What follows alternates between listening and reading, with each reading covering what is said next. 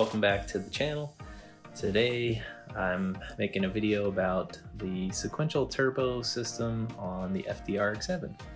A lot of people don't fully understand how it works, and a lot of people end up ditching it, so hopefully this will be a video that will be educational and maybe save you some headaches. I'm going to talk about how it works, how to diagnose it, and hopefully you gain some knowledge you didn't have before. So let's get started. In the RX-7, the sequential twin turbos has two turbos that are the same size, and one of them spools below 4,500 RPMs, which is called your primary turbo, and then right around 4,000 to 4,500 things start happening, and the secondary turbo comes online to add additional boost pressure. Well, not boost pressure, but airflow. It helps maintain 10 psi. Your boost pattern goes 10 psi, 8, 10 psi. Has a little bit of dip when it transitions, as most people know already. If it doesn't, that's when you have issues. So how does that work? Turbo spools. The boost pressure is regulated by the turbo pre-control actuator. It sends exhaust gas to the secondary turbo and pre-spools it. This creates boost in the second half of the Y pipe, which is vented through the charge relief valve back to your airbox. The charge control valve is closed. The charge relief valve is open. So boost stops here and it's vented back to your box. Then at 4,500 RPMs, the turbo actuator is fed vacuum and pressure, and it opens the flap in the exhaust manifold, which sends extra exhaust gas to the already pre-spooled secondary turbo. The charge control valve opens, the charge relief valve closes. And this allows secondary boost pressure to be added in with the primary boost pressure, which goes to your intercooler, which goes to your manifold, and into your engine. When you let off the gas, boost pressure is vented out of your air bypass valve, blow-off valve, back to your airbox. The turbo actuator will close again once your RPMs drop below about 3,000 RPMs. If you have a power FC, it's like, it's just below 3,000. Not exactly sure about stock, but it's somewhere around there.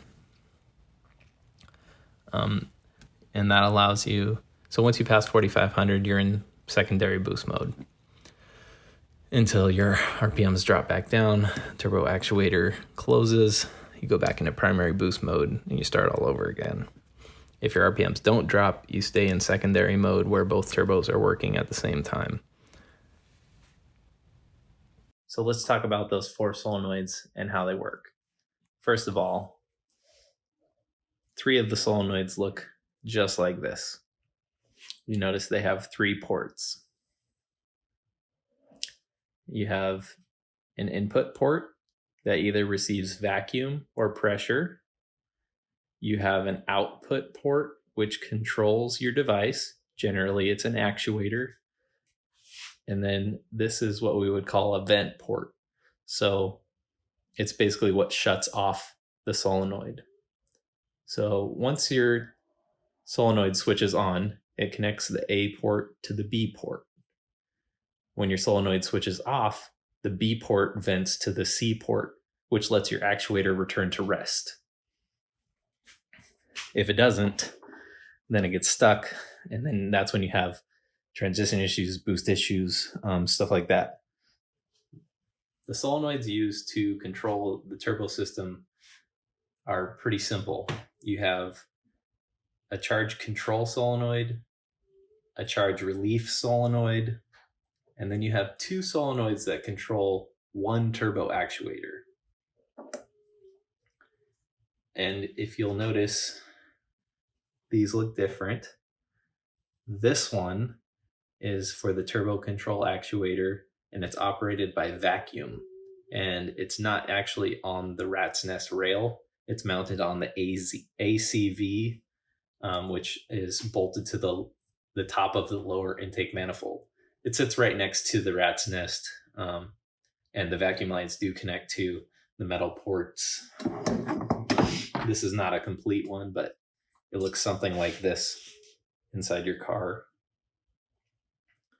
As you can see, the solenoids will connect to this rail, and they sit on this rail, and the OEM lines are nicely molded, but most people replace them with silicone, which I almost always recommend. Original lines are usually brittle, prone to breaking, leaking, and then you get boost issues. So this one looks a little bit different, but the function is the same. You have an input and an output. All the solenoids are fed ignition power, 12 volts, and then they're triggered by the ECU with a ground. So the voltage doesn't run through the ECU, the ground does. So the first part we're going to look at is where the charge relief and the charge control actuators are, or valves. The charge relief is a valve. It looks like this, and the hose, excuse me, yes, it goes this way. Typically, it will connect to here. And the charge relief valve is open as soon as you turn the key on. And the charge control is closed. So what the charge relief valve does is, as the primary turbo is spooling, which is over here, the primary turbo is spooling, and the secondary turbo is pre-spooling, but we don't want secondary boost to join primary boost just yet. So the control charge relief valve is open and venting any boost pressure from your second turbo back to your airbox. Note the arrow. And also the charge control valve here is closed. So it's blocking off any secondary boost from joining the primary boost into, this goes to your intercooler. I highly suggest buying a Mightyvac for testing solenoids and actuators and valves on turbo system. There's a couple different models of the Mightyvac. The plastic one, in my opinion, is no good. The metal one's much better, and it has this valve which allows you to switch from vacuum to pressure, which you need. So to test your charge relief valve, you can simply hook up your vacuum line, and you can hear it move immediately. It moves with less than 10 inches of mercury. So starts moving about 5. You can also test the charge control valve.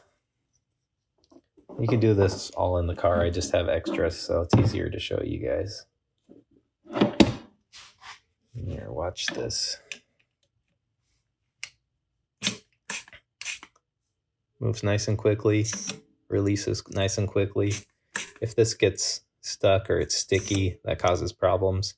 If it gets stuck open, you end up with a primary boost leak. You end up having primary boost pushing against your secondary turbo. If it's stuck closed, then you never get secondary boost. Big problem. It's going to cause a lot of pressure on your secondary turbo. The other thing that's connected to the Y pipe here is a blow-off valve, and it looks pretty much exactly the same as the charge relief valve. And it functions similarly as well. Under vacuum, it opens. Under boost, it closes. You know, like all blow-off valves.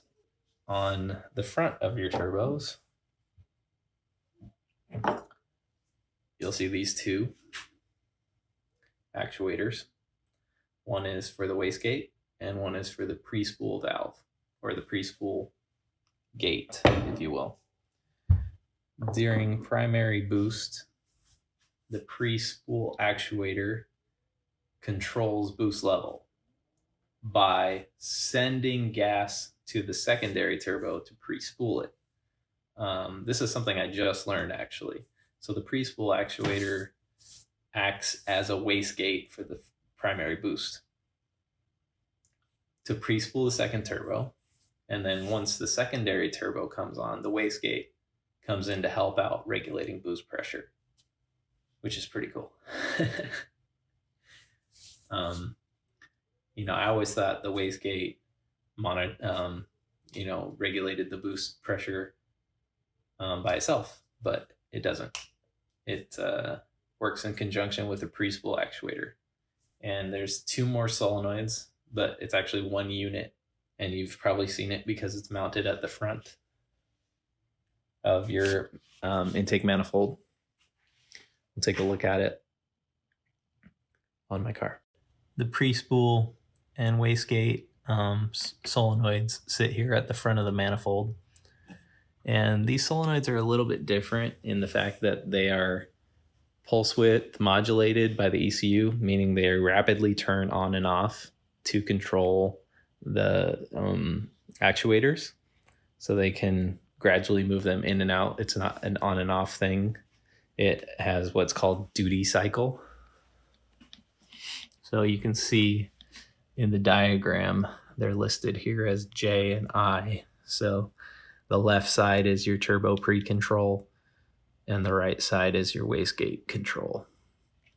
And those lines run down the front of your engine. There's some hard lines, and they go down to those actuators I was just holding, which are mounted to the turbo, primary turbo itself. And it's important to note that in these lines here, this one and this one, those two lines, there's pills. So in these lines here, there's a pill. You can actually feel it. And what that does is it regulates the airflow through this hose as it's coming in.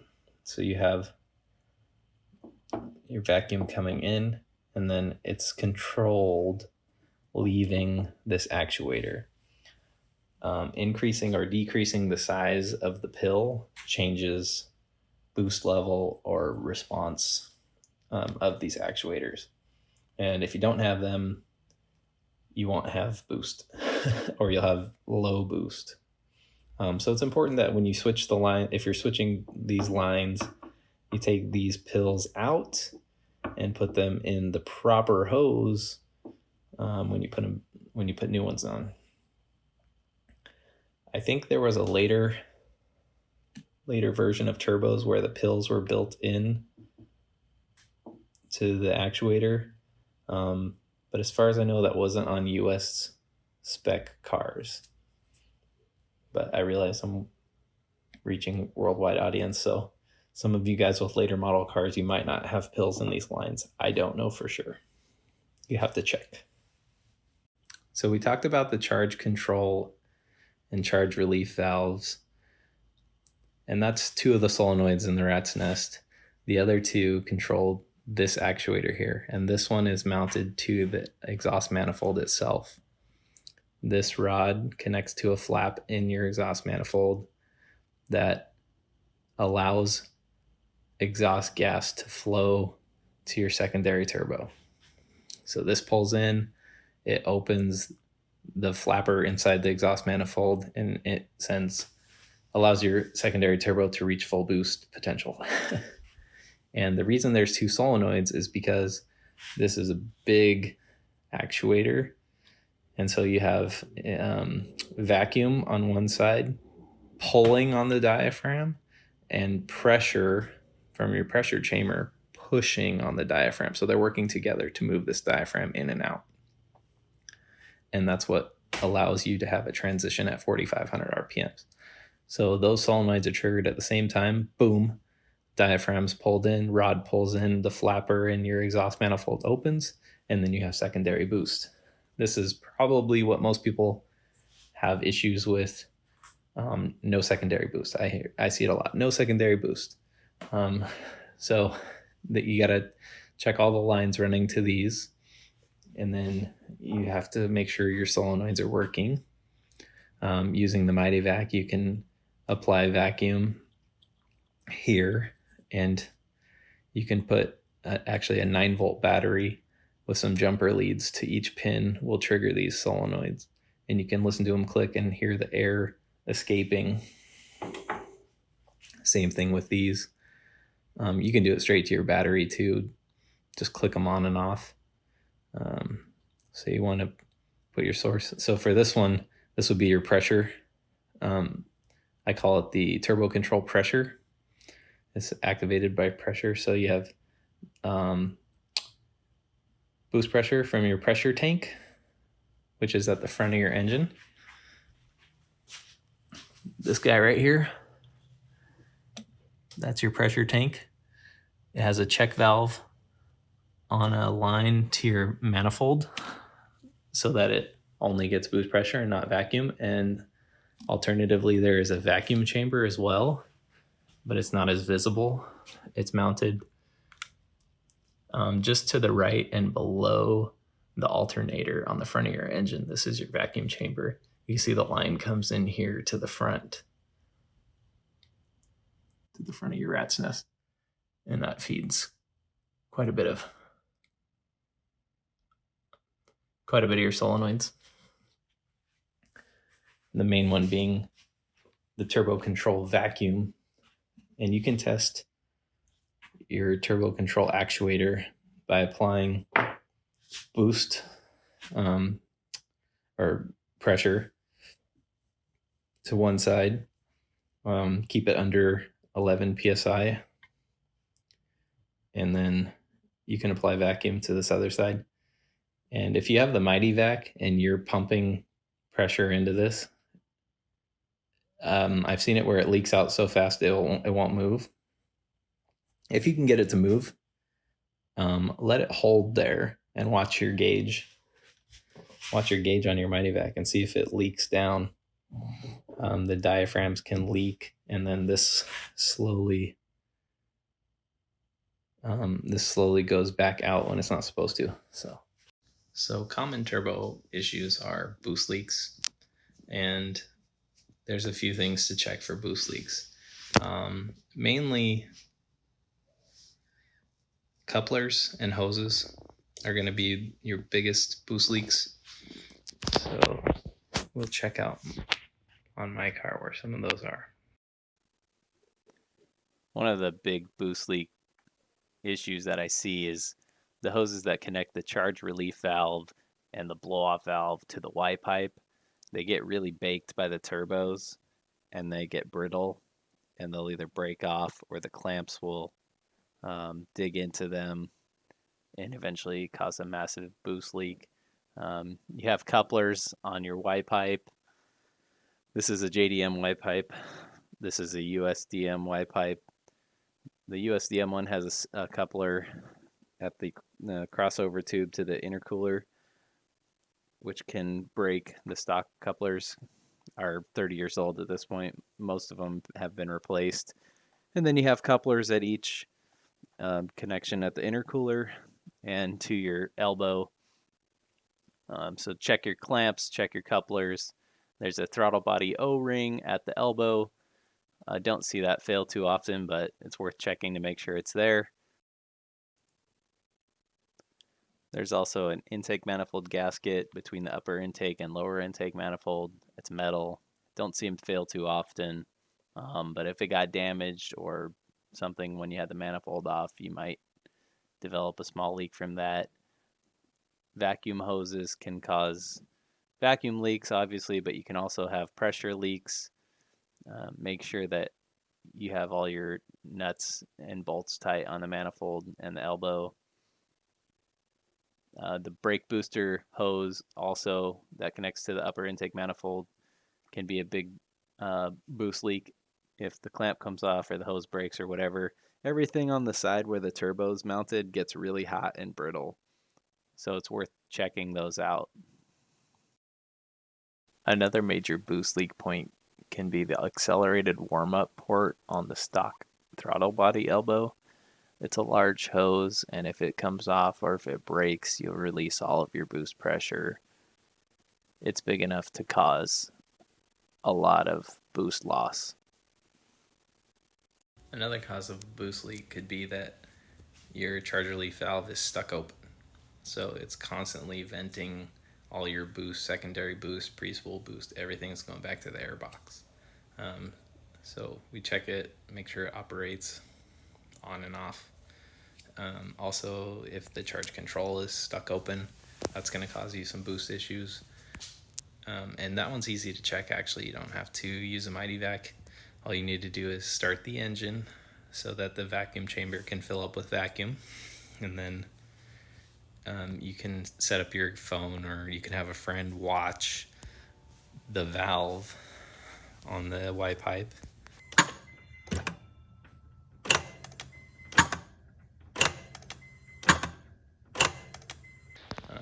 Don't think it's bad if it stops working after you do it 10 times or something. So the charge relief and charge control are cycled as soon as you turn ignition on. You'll hear it click. Especially with my aftermarket solenoids, I always hear it click. The other two turbo control solenoids don't actuate until 4,500 RPMs when you need secondary boost. So one really easy way to test all of your solenoids without having to pull the manifold off is, if you have a boost gauge, you can use a vacuum tee, and you can tee into the output line for your devices.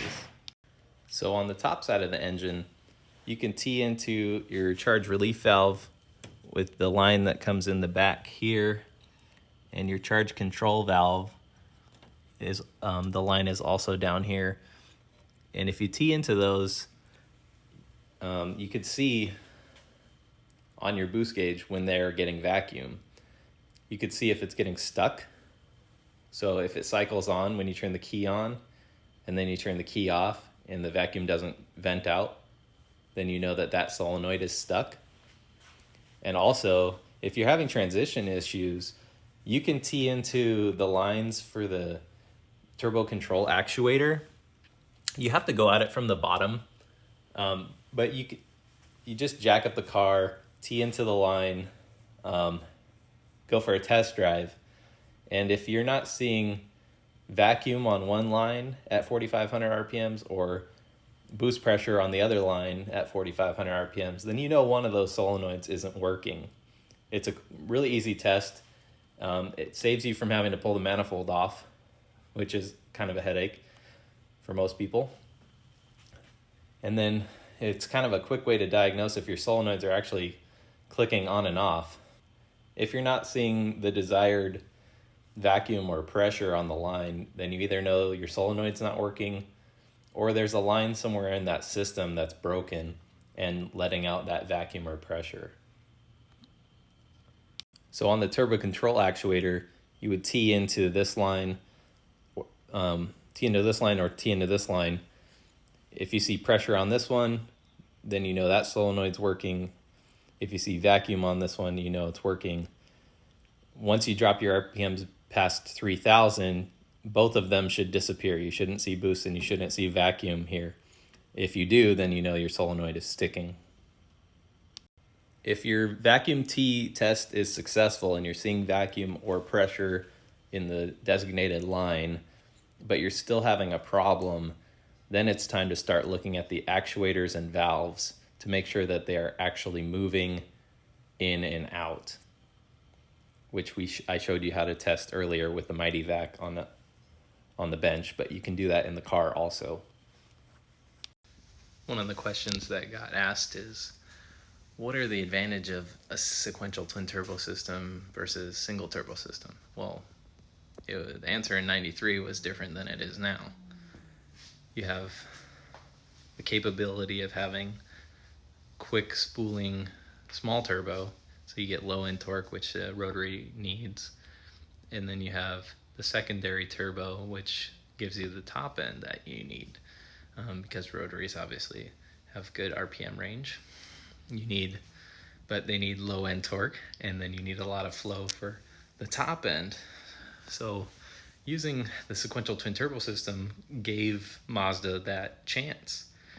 The single turbos at the time would have been too laggy to be effective at low RPM. They probably would have been fine at high RPM, but the car would be significantly less fun to drive. That has changed with modern turbo technology. You've got the Borg-Warner EFR series, the Garrett G series. I mean, these modern turbos are very efficient at spooling quickly and also giving that high-end power. So in 2022, there's not much advantage to keeping sequential turbos, except for if you live in a smog state. The only way to pass smog is with all your cats, and the pre-cat bolts up to the twin turbos. It doesn't bolt up to a single turbo. You could probably tune a single turbo to pass the sniffer, but you'll never pass visual. So kind of roll your dice there, I guess, if you want. Modern single turbo is great. No, there's no question about it. It's also very expensive to do it properly, and you need a good tuner. And those are hard to come by. But if you can afford it and you have a good tuner and you don't have to pass smog, can't see any reason not to go modern single turbo. Someone else asked about sequential versus non-sequential twins. And non-sequential is basically just like having one bigger turbo. You lose the low end torque. You don't get full boost till about 1500 RPMs later, which is pretty significant. I've done it. I was chasing a boost issue, and I decided I wanted to just make sure the turbos worked. So I went non-sequential for a short period of time. Didn't really care for it that much. Ended up finding my issue and going back to sequential because it's a lot more fun. You got bottom end torque. A lot of people go non-sequential because they simply don't understand how to diagnose or work on the sequential system. And that's okay. I mean, it's hard when you don't know. It takes a lot of research to learn about the system as much as I have. This is my second FD. First one had boost issues. I was 18, didn't know anything about it. Just drove it as it was. But this one I wanted to do it right, make it work. So my sequential system is fully functioning. And it took a lot of work to get there, and a lot of research. There's tons of info on RX-7 Club. A lot of the knowledge that I gained is from Dale Clark, who's been instrumental in providing information to RX-7 owners all over the world. I'm hoping this video keeps more people sequential if they want to, and they can't afford a single turbo. Totally get it. Can't afford it myself. Well, probably could have it at this point, but kept it mostly original. Looks pretty good. It's, sequential turbo is messy engine bay, but you can make it look good. Non-sequential, basically, you are removing the solenoids that control the secondary turbo actuation. You have to cap off the port for the charge relief valve. Here, cap that off. And you also need to open the charge control valve. You can take it out. This is what the inside of the Y pipe looks like, where the charge control valve is. As you can see, it closes off the secondary boost, so you have to remove the blade, or you can remove the valve altogether. But you have to have that open. The other thing you have to do is you have to when I did it, I removed the turbo actuator, and then the little arm that's on the exhaust manifold, I wired it open, basically tied it open. The other thing you have to do is where the pre-spool actuator is connected, you have to open that. I think it's like 3/4 of the way. You don't want it all the way open, because then your primary won't spool up very fast.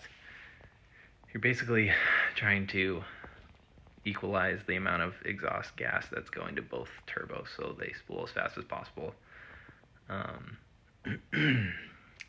There's two different ways to do it. You can do it what they call poor man's non-sequential, which is what I tried. The rich man involves like removing the exhaust manifold, taking out some of the flappers, welding holes shut, etc. It's basically a non-reversible way to do it. The other thing I wanted to talk about is a lot of times you'll see people say simplified sequential, and I hate this term. It's the worst term in the RX-7 community. Simplified sequential doesn't exist. What people call simplified sequential is just emissions delete. That's it. It doesn't simplify the sequential system at all. It's a terrible name, and I've said it to many people. I hate it. All you're doing is deleting the air pump, deleting the ACV, deleting the solenoids that control the ACV, deleting accelerated warm-up system, which is what makes your car go to 3,000 RPMs on a cold start, which, it's kind of stupid anyways. You can delete double throttle. All those things get rid of a lot of vacuum lines, a lot of solenoids. It doesn't do jack crap to the sequential system. It's the worst nomenclature there is for a mod to the RX-7. So let's change that. It's called emissions delete, not simplified sequential. Talk about your check valves. So you'll notice you have a bunch of vacuum lines that come off the front of your intake manifold. And some of them are for smog equipment, but two of them are for turbo control. So you have one line that goes here, has a check valve on it, this green line, and that feeds your vacuum chamber. The vacuum chamber holds vacuum for turbo actuation. It's supplied through the turbo control vacuum solenoid, which is mounted on the ACV here. You have another check valve that goes to the pressure chamber, and this actually comes off of the Y pipe. So you have a line that comes off your Y pipe through a check valve. You'll notice the arrow is facing the chamber, which means that pressure is being fed into it, and then the output goes to your turbo control pressure solenoid. Once it switches, it goes up through this line. It comes across here, down the front of the engine on these hard lines, down here to your turbo control actuator. It's very common for turbo control pressure solenoids to stick. A lot of people say that these solenoids were only made for vacuum, but Mazda decided to use it for pressure anyways. If it gets stuck open and it doesn't close, you'll get one run where you go primary to secondary, you'll have secondary boost, and then it will basically be kind of like non-sequential. You won't get any boost really, because you'll be feeding exhaust gas to your secondary turbo. It's going to spool up and go out to the airbox. If these check valves are broken or not working, then you won't have the pressure needed or the vacuum needed to operate your solenoid and actuator. The stock Mazda check valves are like green and white. I've seen them fall apart. I had it happen on my car. Dale Clark sells Viton check valves, which is what I have in my car. They're very good at being oil and gas resistant, and are very reliable. They don't break apart like the stock Mazda ones. Your double throttle could cause issues as well. This operates a secondary row of throttle plates so that you can't get full boost when your engine's cold. Basically Mazda's attempt at saving your motor. A lot of people take this out or keep it open.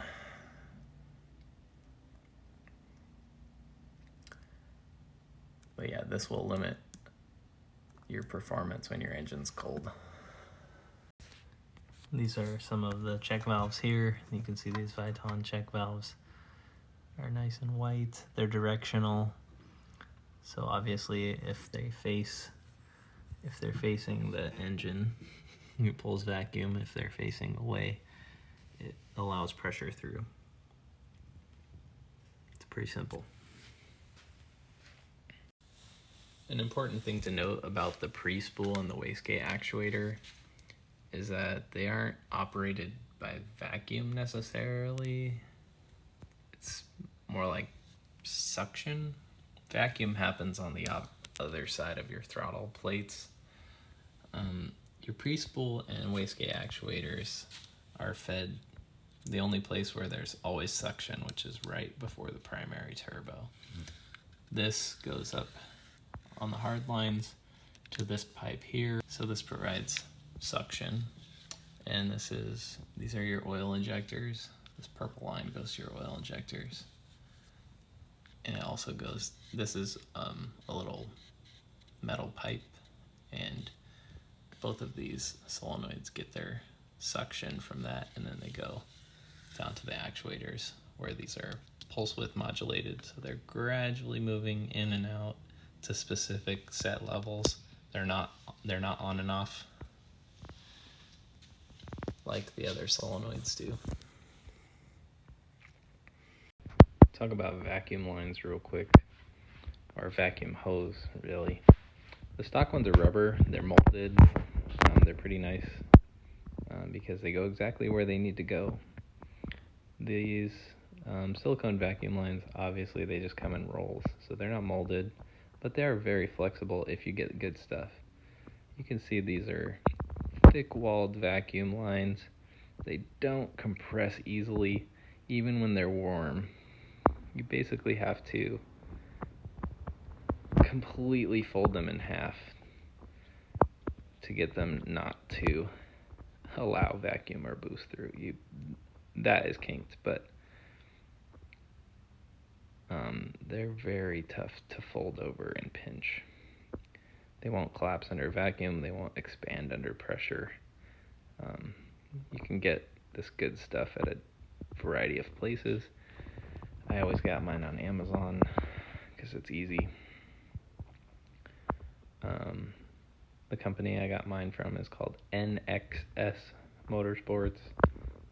It's a seller on Amazon. They sell like 5 feet, 10 feet, 25 feet.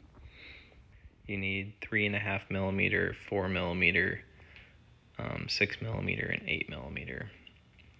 And the one you need the most of is 3.5, about 20 to 25 feet, and then basically a couple feet of the other ones. To change all of the hoses on the rat's nest, that's about how much you need. And if you've never done it before, it's a weekend. I've done it a couple times. I can have the manifold off in 15 minutes. It'll probably take you an hour or so the first time, is my guess. But I've just done it so much at this point. It's become much easier. The hard part for doing things your first time is remembering where everything goes. That's why I really recommend, you don't have to get a big poster, but you do need to print this out.